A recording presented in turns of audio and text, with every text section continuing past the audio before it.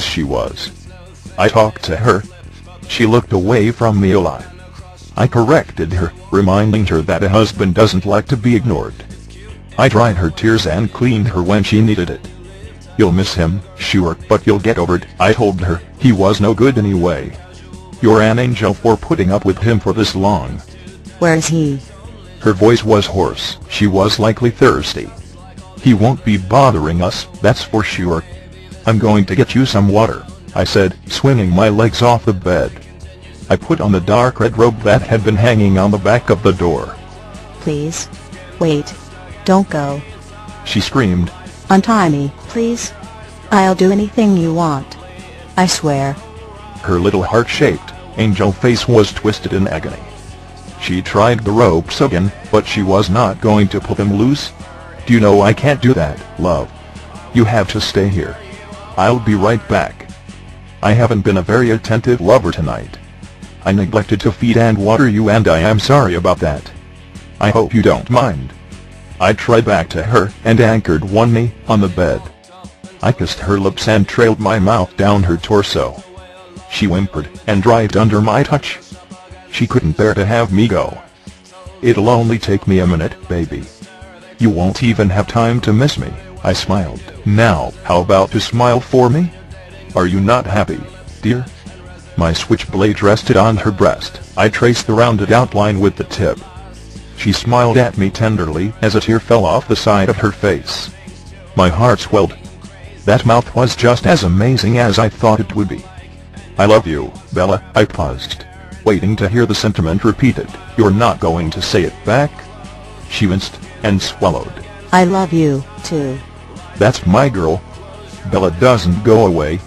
She's in my thoughts all the time. Even here. Here, where they tell me I may never see her again. Here, when they say that it's all my fault. If that is the case, I have my own mementos, but they're wrong. Bella and I cannot be torn apart.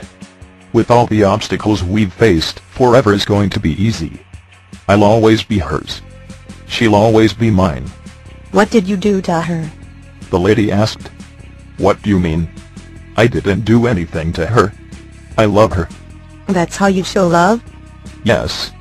I didn't hurt her. That's the last thing I would ever want to do. I know she's telling you the same thing right now, in the other room. She loves me, too. She told me, showed me. What did she tell you? She said, I love you, and only you. She said that she's been waiting for me to come get her. I want to hold you close, she said, be with you forever. Where is she? When can I see her? Why are we here?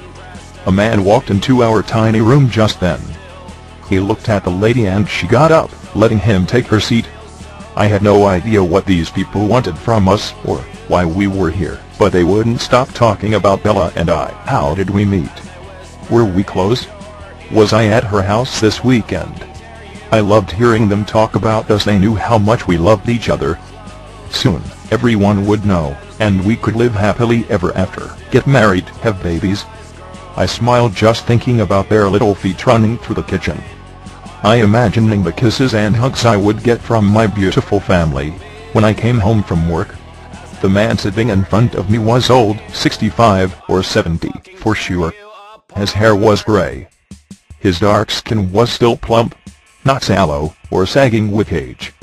His black eyes were weary, though, the whites bloodshot and yellowing. He opened a plain folder and took out a stack of pictures. I wasn't particularly interested in looking at his photos, but he was intent on showing me. He lined them in front of me, facing each in my direction. I cringed and recoiled in shock when I realized they were of a dead woman. She was nude and bound. There was blood everywhere, covering her, the bed she rested on. Jesus! I yelled, what the fuck are these? That's your handiwork, Mr. Whitlock. Care to tell me why you would do that to someone you love? I didn't do that. This man was insane. They came into my house while I was sleeping. They dragged me here to show me these disgusting pictures, and then accuse me of having a hand in the mess that they captured. They won't get away with it. Who the hell did they think they were? Yes, you did, Jasper. You did this to Bella. You tore her apart, you sick fuck. He slammed his fist on the table, and stood, kicking his chair back against the wall. "Bella?" I whispered. "That wasn't possible. That's not Bella in those photos." "That's not Bella," I echoed my thoughts aloud. I looked down at the pictures again. He pushed them closer to me and my eyes did not want to open. I shut them tight. I did not want to ogle this dead girl. He grabbed the back of my head and pushed it down, an inch from the goriest photo. "Yes, it is," he shouted in my ear. "and you did that to her." "No," I choked. "Bella wasn't dead, she was in the next room. We rode here together. She kissed me before they put us in separate rooms." The man huffed, and let me go. He walked to the door and left me alone with these awful pictures. I wanted to run after him and beat his face in for even suggesting such a thing had occurred. I fanned them out randomly with one hand, not really concentrating on anyone. The bottom one caught my eye. It was Bella, and up close of her face. In horror, I realized that only half of it was there. The other half was peeled off, tissue and bone raw and exposed. My heart dropped to my stomach and I got sick, retching, and heaving onto the table. I couldn't believe what I was seeing. There was no way this was really Bella. They said that I did that. Tears sprang from my eyes as I sank to the floor, still clutching the photo. "You did.